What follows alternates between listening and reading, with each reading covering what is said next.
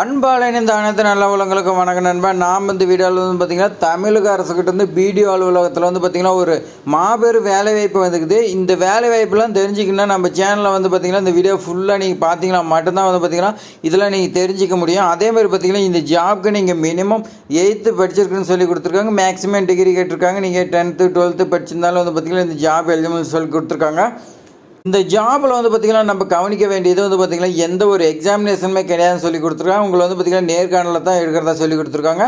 அதோட வந்து பார்த்திங்கன்னா இந்த ஜாப்க்கு எந்த ஒரு அப்ளிகேஷன் ஃபீஸுமே இல்லைன்னு சொல்லி கொடுத்துருக்காங்க. இதெல்லாம் நம்ம வந்து பார்த்திங்கன்னா கவனிக்க வேண்டிய விஷயம். அதேமாதிரி பார்த்திங்கன்னா உங்களுக்கு ஊதியம் 60,000 வரைக்கும் கொடுக்குறாங்க. இது மிக மிக ரொம்ப கவனிக்க வேண்டியது. ஏன்னா வந்து பார்த்திங்கன்னா ஒரு ஜாப்க்கு வந்து பார்த்திங்கன்னா 60,000 வரைக்கும் கொடுக்கும்போது வந்து பார்த்திங்கன்னா இது வந்து பார்த்திங்கன்னா நல்ல ஜாப் தான். நல்ல ஜாப் வந்து பார்த்திங்கன்னா தமிழக அரசு உங்களுக்காக வந்து பார்த்திங்கன்னா கொண்டு வந்துக்கிறாங்க. இந்த ஜாப் வந்து பார்த்திங்கன்னா தமிழ்நாட்டில் ஆண் பெண் அனைவருமே வந்து பார்த்திங்கன்னா 38 மாவட்டத்தில் விண்ணப்பிச்சிக்கலாம்னு சொல்லி கொடுத்துருக்காங்க. அதேமாதிரி பார்த்திங்கன்னா நீங்கள் கவனிக்க வேண்டியது முக்கியமான தகவல் வந்து பார்த்திங்கன்னா நம்ம சேனலில் வந்து பார்த்திங்கன்னா தமிழக அரசு இருந்தாலும் சரி, அதேமாதிரி பார்த்திங்கன்னா மத்திய அரசு, ப்ரைவேட் ஜாப்பு, பேங்க் எல்லாமே வந்து பார்த்திங்கன்னா நம்ம சேனலில் வந்து பார்த்திங்கன்னா வீடியோ தொடர்ந்து உங்களுக்காக கொண்டு வந்து போட்டே இருக்கேன். அதேமாதிரி பார்த்திங்கன்னா இப்போ கரண்டில் வந்து பார்த்திங்கன்னா தமிழக அரசுக்கிட்ட இருந்து அங்கன்வாடி வேலைவாய்ப்பு, சத்துணவு வேலைவாய்ப்பு இதெல்லாம் வந்து பார்த்திங்கன்னா மாவட்ட வாரியாக வந்து பார்த்திங்கன்னா கொடுத்துட்டு இருக்கிறோம்.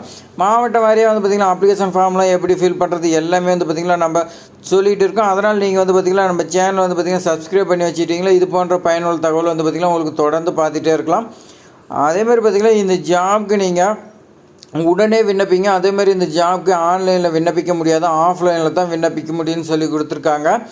நீங்கள் இந்த ஜாப் விண்ணப்பிக்கிறதுக்கு வந்து பார்த்திங்கன்னா என்னென்ன டாக்குமெண்ட்லாம் வேணும், எப்படிலாம் விண்ணப்பிக்கலாம், என்ன எஜுகேஷன் குவாலிஃபிகேஷன்லாம் உங்களுக்கு என்ன கண்டிஷன்ஸ்லாம் கொடுத்துருக்காங்க எல்லாமே வந்து பார்த்திங்கன்னா உங்களுக்காக இந்த வீடியோவில் நான் சொல்லியிருப்பேன். நீங்கள் வந்து பார்த்திங்கன்னா இந்த வீடியோ பார்த்துட்டு உடனே வந்து பார்த்திங்கன்னா விண்ணப்பிங்க. அதேமாதிரி பார்த்திங்கன்னா அப்ளிகேஷன் ஃபார்ம்லாம் எப்படி ஃபில் பண்ணுறது எல்லாமே உங்களுக்கு சொல்லியிருப்பேன். இந்த ரயில்வே எக்ஸாமினேஷன் இதெல்லாம் வந்து பார்த்திங்கன்னா உங்களுக்கு வேகன்சி அதிகமாக வந்து இருக்குது. எல்லாமே வந்து பார்த்திங்கன்னா விண்ணப்பிங்க. கண்டிப்பாக அந்த ஜாப் வந்து பார்த்திங்கன்னா நம்ம வாங்கியிருப்போம். வாங்க நம்ம வந்து பார்த்திங்கன்னா அப்ளிகேஷன் எப்படி ஃபில் பண்ணுறதுன்னு சொல்லி வந்து பார்க்கலாம். அப்ளிகேஷன் ஃபார்ம் வந்து பார்த்திங்கன்னா உங்களுக்கு இப்படி தான் இருக்கும். விண்ணப்பிக்கின் பதவின்னு பேருன்னு கேட்டிருக்காங்க.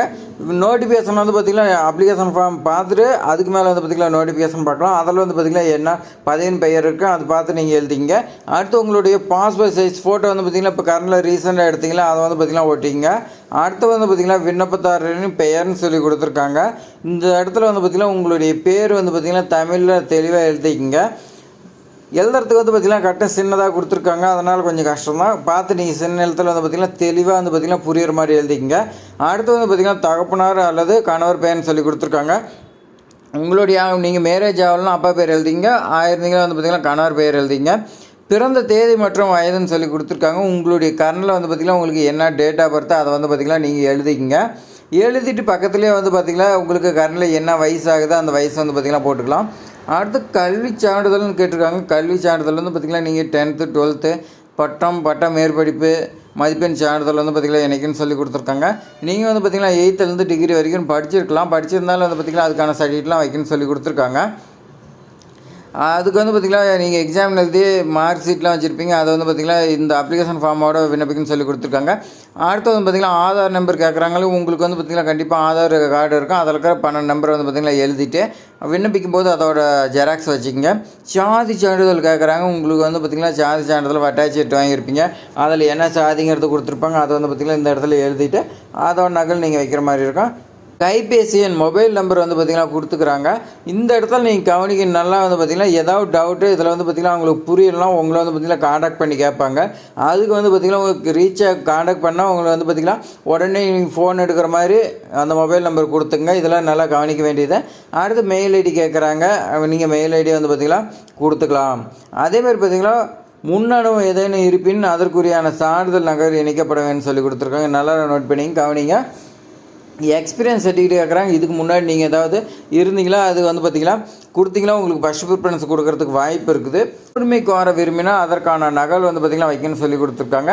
முன்னுரிமைனா வந்து பார்த்திங்கன்னா நீங்கள் 1ஆவதுலேருந்து 12ஆம் வகுப்பு வரையும் வந்து பார்த்திங்கன்னா தமிழில் படிச்சிருக்கலாம்.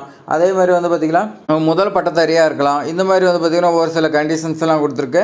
அதே மாதிரி பார்த்திங்கன்னா மாற்றுத்திறனாளி, அதே மாதிரி விதவை கணவராக கைவிடப்பட்ட இந்த மாதிரிலாம் ஒரு சில கண்டிஷன்ஸ்லாம் இருக்குது. அதெல்லாம் வந்து பார்த்திங்கன்னா நீங்கள் முன்னுரிமையில் கொடுக்கலாம். கொடுத்தீங்கன்னா உங்களுக்கு வந்து பார்த்திங்கன்னா ஒரு சில சதவீதம் வந்து பார்த்திங்கன்னா ஒதுக்கீடு செய்வாங்க. அதில் நீங்கள் வந்து பார்த்திங்கன்னா ஈஸியாக ஜாப் வாங்கிக்கலாம். உங்களுடைய அட்ரஸ் வந்து பார்த்திங்கன்னா கேட்குறாங்க, தற்போது எங்கே வசிக்கிறீங்கன்னு கேட்குறாங்க. மேக்ஸிமம் எல்லாமே வந்து பார்த்திங்கன்னா நிரந்தர முகவரி தான் இருப்பீங்க. அதனால் நீங்கள் வந்து பார்த்திங்கன்னா தற்போதைய வசிக்கும் முகவரியும் நிரந்தர முகவரியும் வந்து பார்த்திங்கன்னா ரெண்டுமே வந்து பார்த்திங்கன்னா ஒன்றா எழுதிங்க. உங்களுக்கு வந்து பார்த்திங்கன்னா மாறி மாறி இருந்துச்சுன்னா நீங்கள் வந்து பார்த்திங்கன்னா எங்கே கரண்டில் இருக்கிறீங்களோ அதை எழுதிங்க. நிரந்தர முகவரியும் பார்த்திங்கன்னா எழுதிக்கலாம்.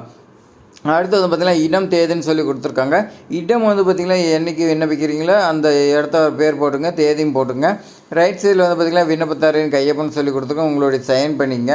குறிப்பு கொடுத்துருக்காங்க. இந்த குறிப்பில் வந்து பார்த்திங்கன்னா நீங்கள் கவனிக்க வேண்டிய விஷயம் என்னென்னா, நீங்கள் வந்து பார்த்திங்கன்னா அப்ளிகேஷன் ஃபார்மில் ஃபோட்டோ ஓட்டுவீங்க. அந்த ஃபோட்டோ மேலே வந்து பார்த்திங்கன்னா சைன் பண்ணுன்னு சொல்லி கொடுத்துருக்காங்க.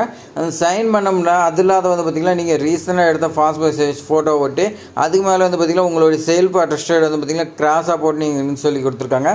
நேர்காணலின் போது வந்து பார்த்திங்கன்னா அசல் ஆவணங்கள் வந்து பார்த்திங்கன்னா இருக்குன்னு சொல்லி கொடுத்துருக்காங்க. நாம் வந்து பார்த்திங்கன்னா அப்ளிகேஷன் ஃபார்மில் பார்த்தா எல்லா சர்டிஃபிகேட்டுமே நீங்கள் ஒரிஜினல் வந்து பார்த்திங்கன்னா இன்றைக்கு வரும்போது கொண்டு வரணும்னு சொல்லி கொடுத்துருக்காங்க. அடுத்து நம்ம வந்து பார்த்திங்கன்னா நோட்டிஃபிகேஷன் பார்க்கலாம் வாங்க. இந்த ஜாபுக்கு வந்து பார்த்திங்கன்னா தமிழக அரசு அறிவிச்சிக்கிறது வந்து பார்த்திங்கன்னா அசிஸ்டன்ட் ஜட்ஜ் ஏரியா வந்து பார்த்திங்கன்னா உங்களுக்கு 2 வேகன்சி இருக்குது. இந்த 2 வேகன்சி வந்து பார்த்திங்கன்னா உங்களுக்கு இதுக்கு டிகிரி படிச்சிருக்குன்னு சொல்லி கொடுத்துருக்காங்க. MBBS டிகிரி படிச்சிருக்குன்னு சொல்லி கொடுத்துருக்காங்க. சம்பளம் வந்து பார்த்திங்கன்னா மாதம் 60,000 ரூபா இருக்குன்னு சொல்லி கொடுத்துருக்காங்க உங்களுக்கு. அடுத்து வந்து பார்த்திங்கன்னா டேட்டா மேனேஜரு, செயின் மேனேஜர்னு சொல்லி வந்து பார்த்திங்கன்னா கொடுத்துருக்காங்க ஒரு வேகன்சி. இது வந்து பார்த்திங்கன்னா ராணிப்பேட்டை மாவட்டத்தில் வந்து பார்த்திங்கன்னா ராணிப்பேட்டைங்கிற இடத்துல இருக்குது. மினிமம் கிராஜுவேஷன் டிகிரி படிச்சிருக்குன்னு சொல்லி கொடுத்துருக்காங்க. அதேமாரி பார்த்திங்கன்னா உங்களுக்கு கம்ப்யூட்டர் அப்ளிகேஷன் இதெல்லாம் வந்து பார்த்திங்கன்னா படிச்சிருக்குன்னா உங்களுக்கு தெரியும்னு சொல்லி கொடுத்துருக்காங்க. 23,000 ரூபா சம்பளம் இருக்குன்னு சொல்லி கொடுத்துருக்காங்க உங்களுக்கு. அடுத்து வந்து பார்த்திங்கன்னா ப்ரோக்ராம் அட்மினிஸ்ட்ரேட்டிவ் அசிஸ்டன்ட் வந்து பார்த்திங்கன்னா ஒரு வேகன்சி கேட்குறாங்க. இதுவும் ராணிப்பேட்டில் தான் இருக்குன்னு சொல்லி கொடுத்துருக்காங்க. இதுக்கு வந்து பார்த்திங்கன்னா நீங்கள் கிராஜுவேட் டிகிரி படிச்சிருக்கணும். அதே மாதிரி பார்த்திங்கன்னா இங்கிலீஷ் நல்லா வந்து பார்த்திங்கன்னா உங்களுக்கு தெரியணும். MS ஆஃபீஸ் வந்து பார்த்திங்கன்னா உங்களுக்கு தெரிஞ்சிருக்கு. 1 இயர் எக்ஸ்பீரியன்ஸ் கேட்குறாங்க. 12,000 ரூபா சம்பளம் கொடுத்துருக்காங்க. அடுத்து வந்து பார்த்திங்களா ஆக்சிலரி வந்து பார்த்திங்கன்னா உங்களுக்கு நர்சிங் மிட்வைஃப்னு வந்து பார்த்திங்கன்னா ஒரு வேகன்சி அரக்கோணத்தில் கொடுத்துருக்காங்க. இதுக்கு வந்து பார்த்திங்கன்னா 14,000 ரூபா சம்பளம் இருக்குன்னு சொல்லி கொடுத்துருக்காங்க. இதுக்கு நீங்கள் ஹெல்த் ஒர்க்கர் வந்து பார்த்திங்கன்னா ஃபீமேல் தான். இந்த ஜாப்க்கு வந்து பார்த்திங்கன்னா ஃபீமேல் தான் அப்ளை பண்ணணும்னு சொல்லி கொடுத்து MHP வந்து பார்த்திங்கன்னா உங்களுக்கு 9 வேகன்சி இருக்குது. 9 வேகன்சிக்கு வந்து பார்த்திங்கன்னா இதுக்கு டிப்ளமோ படிச்சிருக்குன்னு சொல்லி கொடுத்துருக்காங்க. நீங்கள் டிப்ளமோ அப்படி இல்லைனா BSc நர்சிங் படிச்சிருந்தா எலிஜிபிள்னு சொல்லி கொடுத்துருக்காங்க. உங்களுக்கு 18,000 ரூபா சம்பளம் இருக்குமா. அதே மாதிரி பார்த்திங்கன்னா உங்களுக்கு MTM வந்து பார்த்திங்கன்னா ஹெல்த் வந்து பார்த்திங்கன்னா உங்களுக்கு 2 வேகன்சி இருக்குது. இந்த ஜாப்க்கு நீங்கள் வந்து பார்த்திங்கன்னா ஜுவாலஜி, பாட்னி இதெல்லாம் வந்து பார்த்திங்கன்னா +2 எடுத்து படிச்சிருக்கணும்னு சொல்லி கொடுத்துருக்காங்க. நீங்கள் தமிழ் லாங்குவேஜில் வந்து பார்த்திங்கன்னா தமிழ் சப்ஜெக்டில் வந்து பார்த்திங்கன்னா 10th நல்லா வந்து பார்த்திங்கன்னா எடுத்துருக்கிற மார்க்கு. அதே மாதிரி தமிழ் எழுத படிக்க தெரிஞ்சிருக்குன்னு சொல்லி கொடுத்துருக்காங்க.